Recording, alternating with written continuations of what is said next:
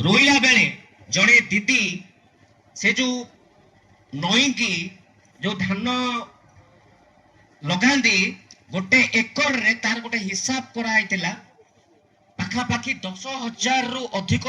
Time से नईबे हाथ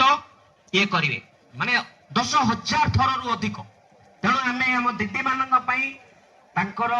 कृषि अवदान आम गोटे समस्ते जोरदार गोटे ताली आम है। तो आपण मैंने देखिए एठी गोटे 3टा कलर अच्छी है 3टा कलर गोटे हूँ हलदिया कलर गोटे हूँ शागुआ रंग आ गोटे हूँ नाली रंग। नाली रंगटा सब कौन माने टिके डेंजर। तेणु एठी जेतिकी जो 3-4-5टा जिनस धान बिहन रखीचु ये वर्तमान डेंजर एरिया रे अछि विपद ए धान आम पाखरे बेसी नाही। आकु जदि आमे संरक्षण न करिबा आकु जदि आमे न बढ़ेबा ताहले ये आउ आगामी दिन रे आम आगामी पीढ़ी मान पाखरे ए धान आउ रहिबो नाही। तापरे होची सबुज सबुज माने कोन चारिआडे जुआडे अना देख सियाडे सबुज देखा होची एटा माने ए सब जिनिस आम पाखरे बहुत अछि। तेणु जेतिके धान आपणकर ए जो सबुज एरिया रे अछि ए धान आम पई चिंता नुह। तापरे हलदिया रंग अर्थ कौन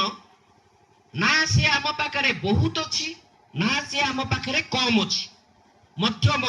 जोड़ा आम कहूँ मझिया मझी ठीक अच्छे।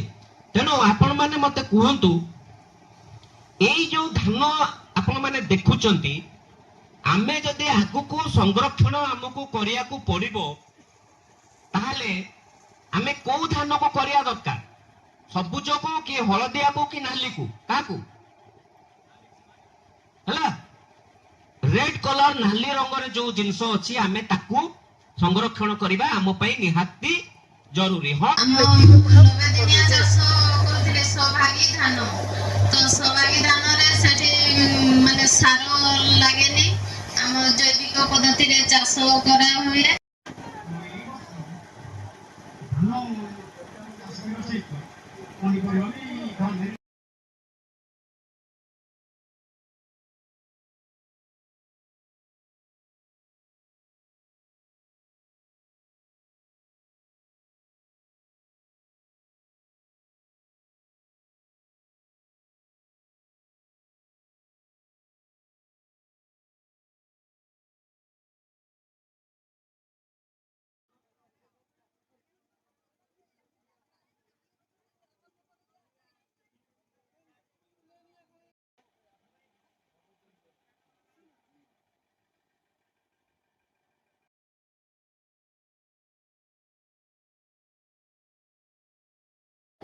तो कौन भेराइटी धान आनी मौसा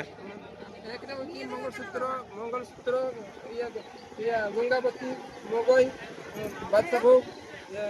जामिनी कोला जीरा और चीनी कामी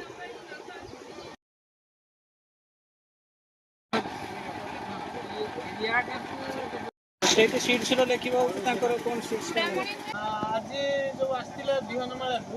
कौ बिहन आनी आप आनी कौ बिहन साधना आनी नौकरी कौ बिहन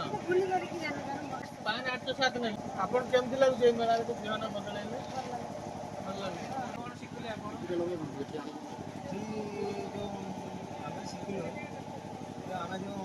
हाइब्रिड बिहन आनुची बाहर